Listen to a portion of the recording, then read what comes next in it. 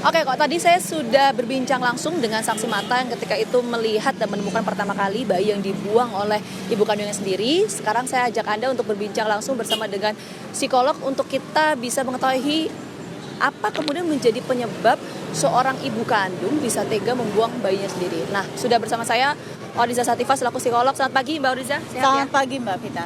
Oke, Mbak Oriza, mungkin pertama kali gini, ini apa ya, tega, miris, memprihatinkan ibu kandung, tega untuk kemudian membuang bayinya sendiri yang baru saja dilahirkan. Kalau saya mungkin menyampaikan dulu ke pemirsa ya, bahwa berdasarkan hasil penyidikan dari pihak kepolisian, motif dari kedua pelaku ini adalah ibu dan ayah kandungnya sendiri membuang itu karena ini merupakan hasil dari hubungan di luar nikah dan nggak mau merawat gitu, kurang lebih seperti itu. Ya. Nah, apa yang Mbak Oriza soroti dari secara psikologis ya, Ya. dalam kasus ini? Secara status biologis dia memang ibunya, ya. Tetapi kalau kita lihat dari umur orang yang melahirkan itu sebetulnya masih tergolong sangat muda, gitu ya. Kemungkinan besar sangat muda dan masih tidak siap secara mental dan secara emosional masih sangat labil sebetulnya. Jadi walaupun dia yang melahirkan dan statusnya menjadi ibunya, dan dalam kondisi-kondisi seperti itu kita bisa cermati Mbak Vita bahwa satu, kita bisa mengasumsikan gitu ya, secara psikologis orang ini pasti mengalami kondisi situasi emosional yang sangat hebat dalam bentuk frustasi. Nah, kemudian frustasi itu menimbulkan agresi dalam bentuk kenekatan yang sebetulnya dia sangat tidak bisa prediksikan, akhirnya ketahuan kan gitu, ada CCTV dan lain sebagainya. Frustasi yang kita maksud adalah ketidaksiapan seorang calon ibu menghadapi kelahiran anaknya dalam usia yang sangat muda, kemudian minim support system dan mohon maaf mungkin tingkat pendidikan yang juga kurang sehingga problem solvingnya menjadi terbatas.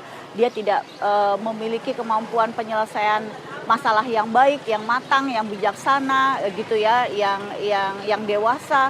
Dan ditambah lagi tadi saya bilang support system yang tidak ada, sehingga mungkin itu membuat anak menjadi, atau si ibu ya, ibu yang menjadi anak-anak yang menjadi ibu ini kemudian menjadi berperilaku nekat dengan membuang bayinya. Sebetulnya saya mengamati bahwa si ibu itu sebetulnya masih punya hati nurani. Dia taruhnya di pasar dengan asumsi, oh mungkin pasti kalau di pasar banyak orang yang perhatian, kemudian banyak yang bisa bertindak segera menyelamatkan, dan pasti banyak yang kasihan dan ada yang bisa memungut gitu. Sedangkan banyak kasus-kasus yang kita lihat di luar sana itu mohon maaf membuang bayinya sengaja, memang benar-benar membuang untuk melupakan gitu ya, bahwa ya sudah, kalaupun misalnya harus tidak selamat ataupun meninggal ya sudah saja gitu. Tetapi kalau yang ini sepertinya memang ada niat untuk ya sudahlah, biar dirawat dengan orang yang lebih baik, orang yang lebih perhatian, orang yang lebih punya kasih sayang, karena mungkin dia bisa memahami bahwa dia tidak siap dan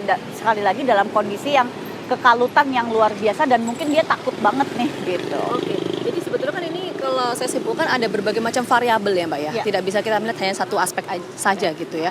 Tapi kalau kita lihat gitu Mbak, sebetulnya kalau kita bicara konteks usia matang, terus bicara konteks permasalahan ini, hulunya tuh sebetulnya apa? Karena kan polisi menyampaikan ini adalah hubungan di luar nikah gitu, sehingga ada alasan tidak mau merawat. Nah itu apa yang Mbak Oriza cermati dari situ? Iya, jadi sebetulnya gini ya, kalau misalnya terjadi hubungan di luar nikah dan lain sebagainya, sebetulnya kita harus memahami, dan ini untuk pelajaran bagi semua, bahwa apa-apa yang dilakukan tidak dengan perencanaan yang matang, apalagi apa-apa yang dilakukan tidak sesuai dengan kaidah agama, tidak sesuai dengan norma sosial, asas kepatutan, itu pasti akan menimbulkan masalah, itu pasti gitu ya. Jadi kita juga harus belajar nih, terutama untuk generasi muda, apa-apa yang seharusnya dalam pelajaran juga dalam budi pekerti, dalam PPKN kita diajarkan bahwa kita harus melakukan ini, harus melakukan itu. Kalau kita lakukan, kita jalankan saja dengan sebaik-baiknya, mestinya kita tidak mendapatkan masalah gitu ya.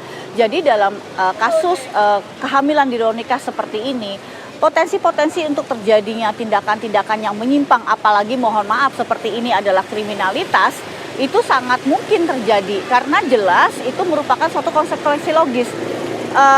Niatnya saja sudah tidak baik, kemudian hasilnya menjadi hasil perbuatan tercela, sehingga mungkin solusinya menjadi tindakan yang kriminal. Itu sudah pasti sih gitu. Nah ini menarik nih.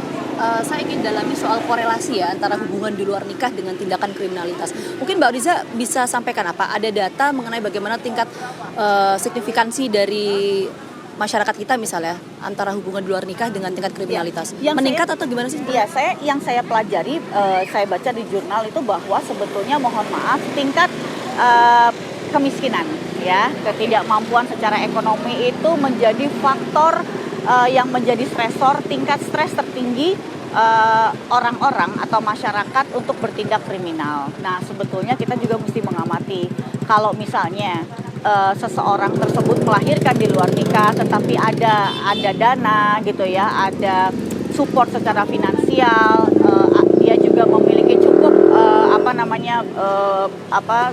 untuk bisa membiayai, kemungkinan itu bisa diperkecil untuk terjadinya tindakan pembuangan bayi seperti ini. Jadi sebetulnya faktor ekonomi dan terutama di kalangan masyarakat yang kita masih golongkan miskin itu sebetulnya patut dicurigai sebagai faktor-faktor terjadinya kriminalitas yang tinggi. Tidak saja di Indonesia loh, tetapi di luar negeri juga. Jadi sebenarnya suatu fenomena yang logis. Fenomena itu tadi ya, ekonomi dan pendidikan yang jadi hulu ya Mbak ya, dari permasalahan hubungan di luar nikah hingga berujung pada kriminalitas, sehingga menimbulkan problem solving yang salah atau tidak tepat gitu. Nah, kalau untuk data dari tahun per tahunnya gitu, Mbak Oriza sempat nggak ada data soal itu? Seberapa signifikan peningkatannya? Ya, signifikan peningkatan kita bisa lihat dari tingkat terjadinya gangguan kejiwaan masing-masing tahun dari pusat riset daerah ya gitu, yang kita bisa browsing juga. Setiap tahun itu meningkat. Kalau memang gangguan jiwa itu meningkat, berarti potensi untuk terjadinya tindakan menyimpang itu pasti sangat relevan atau sangat relate untuk meningkat juga, Mbak. Karena apa? Biasanya orang-orang dengan potensi gangguan menyimpang itu atau gangguan kepribadian atau gangguan mental biasanya menimbulkan, mohon maaf gitu, perilaku-perilaku yang salah. Karena mental pasti akan timbul perilaku yang salah. Nah, jadi kalaupun bentuknya hanya perilaku yang salah, kalau tidak tertangani, tidak ada pemantauan dari masyarakat sekitar gitu ya, tidak ada edukasi yang jelas, otomatis itu akan menimbulkan tindakan merugikan orang lain, bahkan kriminalitas. Mbak, sebentar, saya mau dalami dulu. Tadi peningkatan yang signifikan tuh berapa persen Mbak setiap tahunnya? Kalau yang terakhir itu seperti kayak angka kriminalitas yang yang ada kemarin itu saya kurang hafal ya, tapi kalau yang saya pasti ikuti gitu ya, yang saya pasti ikuti dalam penelitian tahun 2004 saja, itu waktu itu saya ikut penelitian di Departemen Psikiatri FKUI, itu 30% masyarakat DKI Jakarta mengalami depresi tahun 2004. Sekarang ya? 2024. Nah, jadi saya mengambil data saja yang pasti saya ikut penelitiannya tahun 2024 sekarang. Nah, sedangkan 2004 30% masyarakat kita depresi. Bisa dibayangkan saya sekarang seperti apa. Nah, bisa dibayangkan sekarang seperti apa tuh, maksudnya ada potensi peningkatan lebih dari itu? Mestinya iya. Mestinya iya.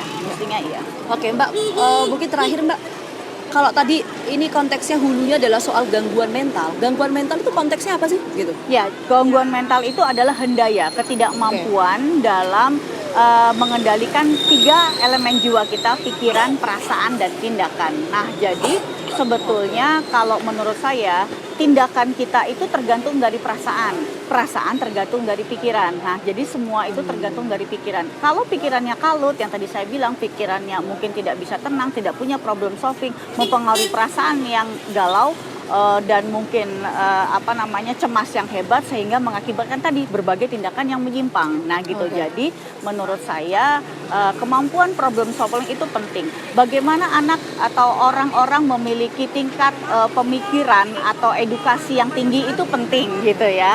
Bagaimana orang punya nilai-nilai hidup yang bisa dipertanggungjawabkan, nilai-nilai hidup yang positif itu penting. Nah, jadi semua itu dimulai dari mindset kita dulu.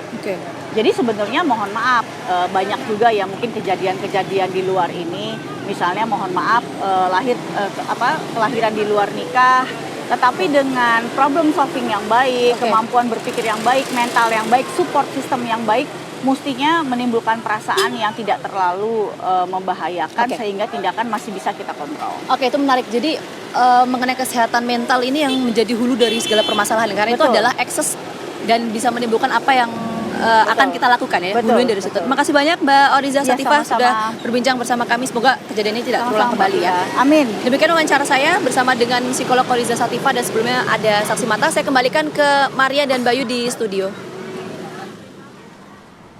Baik, terima kasih Gina Vita, tadi sudah berbincang ya mengenai isu ibu yang membuang bayinya sendiri dari wilayah Pasar Cakung. Terima kasih Vita.